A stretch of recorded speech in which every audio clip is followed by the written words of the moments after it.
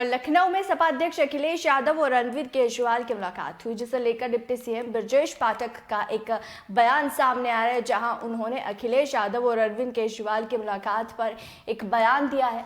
उन्होंने कहा, मोदी सरकार के 9 साल पूरे होने पर फतेहपुर पहुंचे थे डिप्टी सीएम, जहां उन्होंने दावा किया कि अगर सपा और केजरीवाल के गठबंधन से बीजेपी को कोई नुकसान नहीं होगा, ये गठबंधन भी फेल होगा।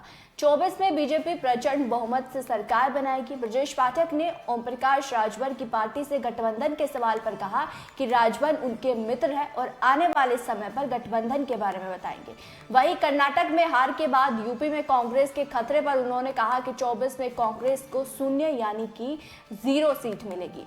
बीजेपी को कांग्रेस या गठबंधन से कोई खतरा नहीं। प्रदेश में अधिकारियों की कार्यप्रणाली के सवाल पर कहा कि यूपी की कानून व्यवस्था नंबर 1 पर है। ब्रजेश पाठक ने कांग्रेस, सपा और बसपा पर तीखा हमला बोलते हुए कहा कि कांग्रेस शासनकाल में भारत में भ्रष्टाचार बहुत तेजी के साथ बढ़ रहा था। भारत में अमीर हो रहा था, गरीब और गरीब होता जा रहा था। उन्होंने कहा कि पीएम मोदी ने दुनिया में भारत की छवि बदलने का काम किया है। कांग्रेस ने गांधी से उनका नाम ले लिया क्योंकि कोई काम नहीं किया, सिर्फ अपने परिवार को मजबूत करने का काम किया है। वहीं बुंदेलखंड में प्यास बुझाने के लिए ट्रेन से पानी जाता था, लेकिन हमारी सरकार ने हर घर नल योजना के तहत हर गांव में टोटी से जल देने का काम किया।